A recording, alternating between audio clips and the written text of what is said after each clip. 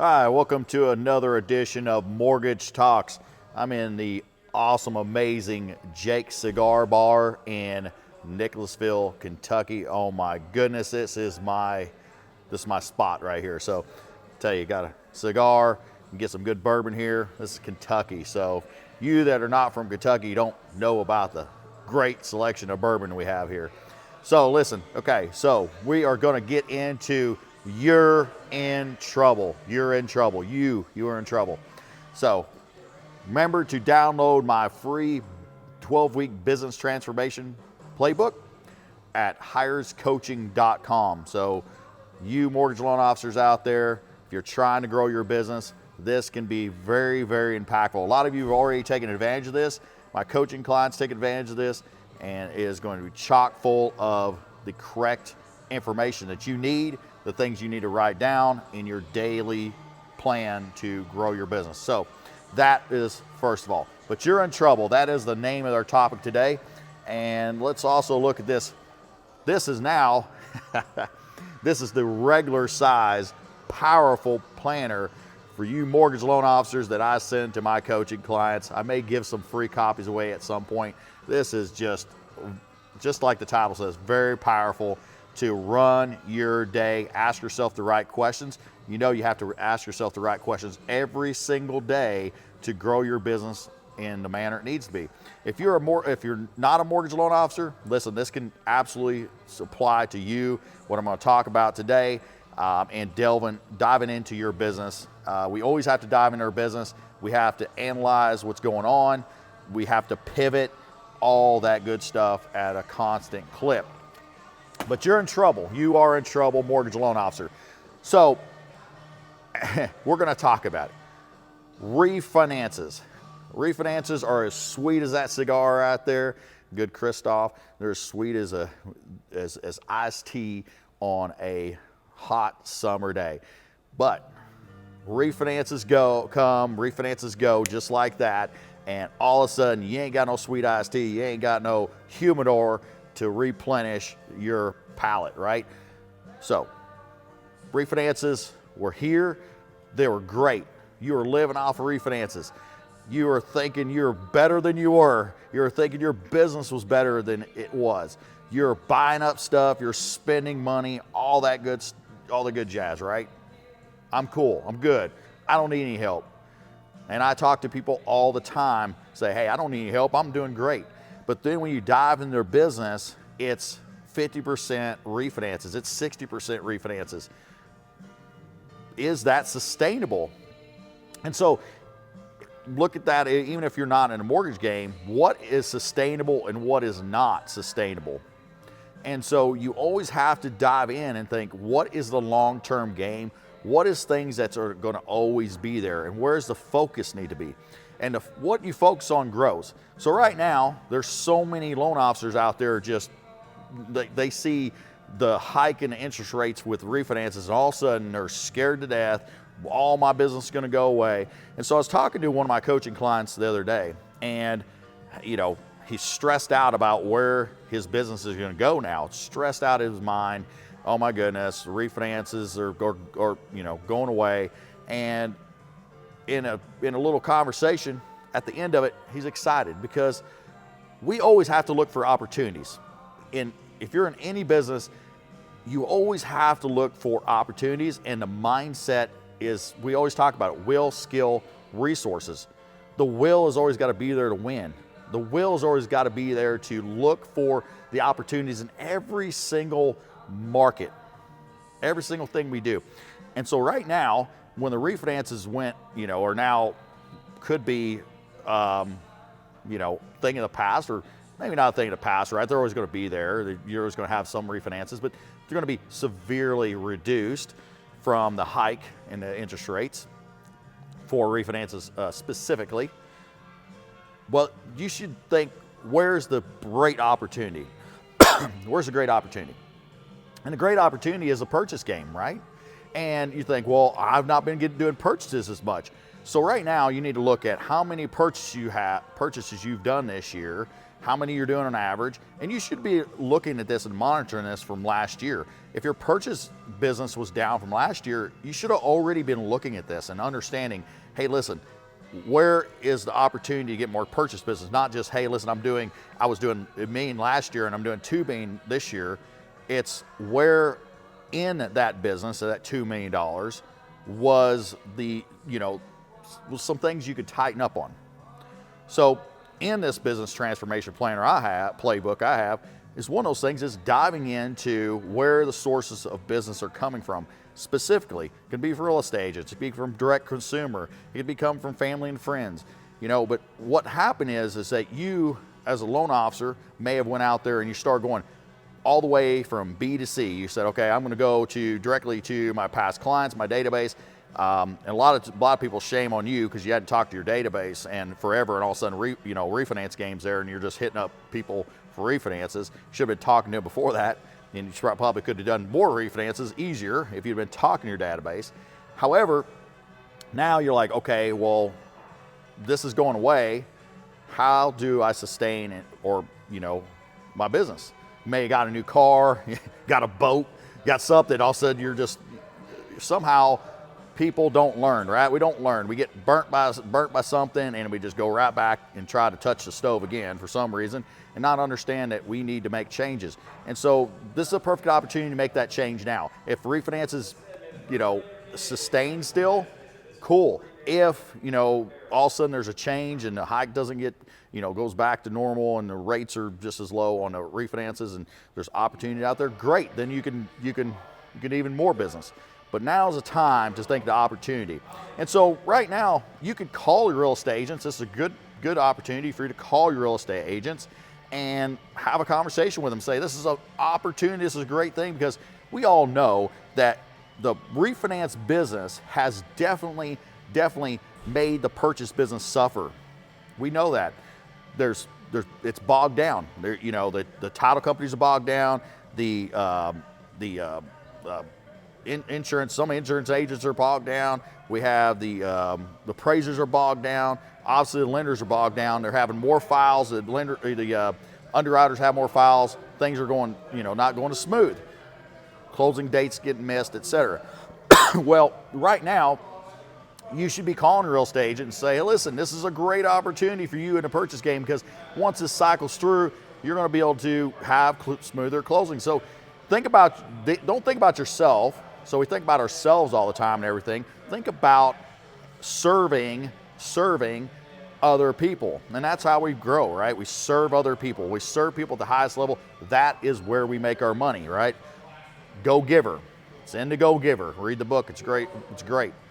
And so we got to look at who we can serve. And so our real estate partners that we serve, we can't sit there and project our first of all, people have projected already the success, right? There's been so many loan officers projected all the success and forgot their real estate partners and everything else, and that's been a huge miss.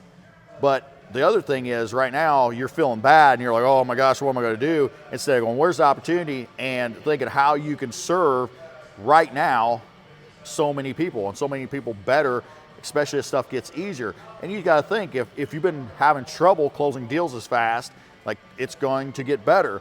And that's going to be great. And that's going to be, you should be able to get out there more, prospect more, serve people at a higher level. You should be excited with your real estate partners right now and say, hey, listen, this is an opportunity. This is great, because your closing is going to go smoother in the next 30, 45 days when all this stuff cycles through. It's going to be great. Get them excited. Pour excitement into them. That is absolutely a value add. So we always talk about value add. So I am going to pull up some notes here, because I get sidetracked sometimes, right? But okay, so there's questions you need to ask yourself right now as you go forward. And the number one thing is, how can I put laser focus on my partnerships? How can I put laser focus on my partnerships? So you should have a lot of partnerships. If you don't have a lot of partnerships, go out and get partnerships. You shouldn't just be going to consumer and trying to get it. You should be having referral partners to get you tons of business. Real estate agents, one. Financial planners, one. I mean, it could be, it could be anybody in your network. It could be, obviously family and friends. You can get direct consumer, but think about all the partnerships and get laser focused on how you can serve them, now, and how you can multiply your business right now. This is an opportunity. Think about it again. So the number 2 thing is do I have a plan to really prospect? Do you have a plan to prospect, or are you just winging it? You go in a day, it depends on how my day goes, how much hours am I gonna prospect? No. Like this roller coaster ride that you're on right now, that is not the way it's supposed to be. You should be very, very consistent in your numbers, and it may be a little wave, but it's not gonna be these big dips. One month you do 10 deals, the next month you do 1 deal. That's not how it's supposed to be. That is causing you angst. That's causing you to not be as good in sales from day to day when you're even talking to people, because all of a sudden when you're doing 10 deals, you're just really stressed out about closing deals maybe, and then you're projecting that upon people, and then you're not talking to people the way you need to, and then when you get down to 1 deal the next month, now all of a sudden you're in desperation mode, and people hear desperation, and you got desperation breath, right? Salesman breath. You don't want to ever be selling anybody. You want to be serving everybody. So think about that, in your business today. So do I have a plan to prospect every single day? It should be every single day. I don't care if you have 20 loans, 30 loans, whatever you're closing. I'm closing like 30 something loans this month. Next month, I got a good pipe going, and I'm always thinking of how I'm going to prospect each and every day and have a plan to prospect. You should as well. If you do not, you're going to fail to get the numbers you need to. So plan to prospect. The number 3 is, who do I need to target? So you have to have target lists. You have to have target lists every single day. Who's your top target for the day? Who's your top target for the week? Who's your top targets for a 12 weeks? So it has it in my playbook. Who's your top targets? Who can you serve that can get you a lot of deals that you can work together? It could be a financial planner. That's a big miss. I tell you, I talk about it all the time with mortgage loan officers. There's financial planners out there that can really help you grow your business. You can help them grow. You can grow together, and you can help your client at a really high level. So it's a win-win-win all the way around. So who do I need to target? Always have a target list that you're going after, because when you have a target list, now you need to figure out how I'm going to communicate to them, how I'm going to serve them at the highest level. I'm going to meet them where they're at. I'm going to learn about them. So you're going to do things that are going to get you in front of them in the correct way, not just calling them up one time and that's it. You're going to have an emphasis on how you're going to talk to them, how you're going to communicate with them, etc. So have target lists. You should always have a target list. I don't care how many loans you're doing, you should always have targets that you're trying to serve. And that's not, and it's good. People should want to be on your target list if you're serving at the highest level, because that is going to help their business, because you're going to do everything you can to serve them at the highest level. And how can I work my database to leverage deals and new partnerships? How can I leverage my database? So that's something that, you don't run a true business if you don't run a database. And it's just amazing. So if you're not in mortgages, this applies to everybody. I can name so many businesses I've went to that I've never really worked me. I've bought several items from them. They've never, and thousands of dollars, and I would buy more if they would prospect me. And I'm not talking about, and this is local, so especially you think about it, you got to think in a local market, not just a mass email marketing and stuff like that, which is good, but is there communication where somebody calls you up and says, just has a conversation with you, has a humanized, level of conversation with you, and makes you feel like you mean something. Like one thing I have in my planner is is birthdays. People all the time, well, I'm just going to text them, or I'm just going to, they're on Facebook, I'm just going to say happy birthday on their wall. That's not really connecting, because people just lose it in the shuffle. Are you calling them? having a conversation with them. And listen, when you're talking to clients, when you're talking to your database, like who can they refer you to?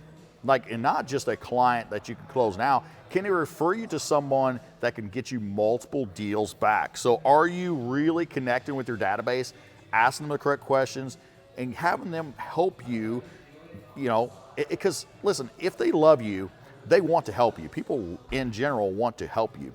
And so are you going to that well enough?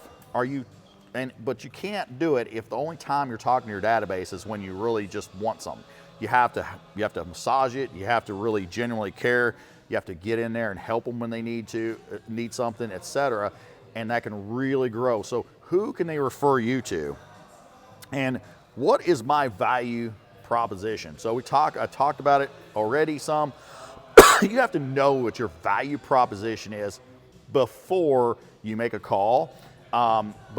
When you go throughout your day, when you go throughout your week, you need to think about what your value proposition is. So, I mean, it could be a lot of things. And you think, somebody's like, Adam, what's my value? I don't know what my value proposition is. Well, first of all, the number one value proposition is giving of yourself. That's number one.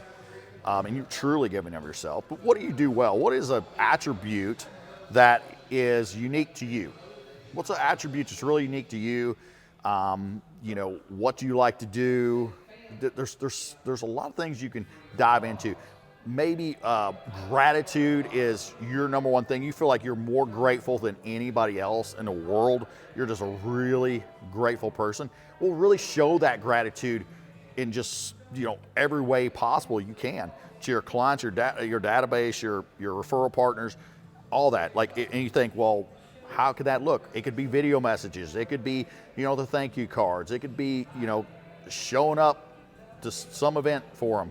It could be a lot of things that you can do. It can be helping them grow their business, but that gratitude can carry you. So think about what you specifically do so well that makes you different, that you can add. And because listen, so I was talking to a prospect client the other day. He ended up signing up coaching, and he said, listen, who am I? He said, who am I to be able to do more loans than I'm doing now, basically.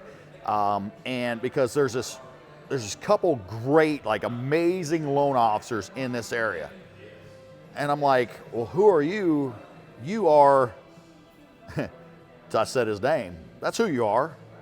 And that's enough. And so just because you think this person's so great, they're so wonderful, they're doing all these loans, I can't get any more business. They're going to take all the business. That's not true. There's no company big enough. There's no person big enough that's going to take all the deals that somebody can't come in and give them a different perspective, a different service. It doesn't have to even be better. It may be different. It may resonate with them different. Think about the awesome, amazing, I don't know, it could be Michael Jordan. It could be somebody in business. It could be anybody that you think is so freaking awesome. They think is awesome. And just go and try to find comments that people don't like them. It's not hard. It's not hard. I mean, so that's what happens in business. Just because you see that illusion, it's like watching Facebook when you see all the stuff. You ever talk to anybody that where somebody that's a mess, that's a pure mess, but then on Facebook, they got all their crap together, right? Like we all know that it's, Facebook and Instagram and all that stuff is a highlight reel. And just because you're seeing the highlight reels of somebody crushing business and doing well out there doesn't mean you can't still take business in that same area just because they are crushing business. There always is a way to get business if you are doing it at a high level.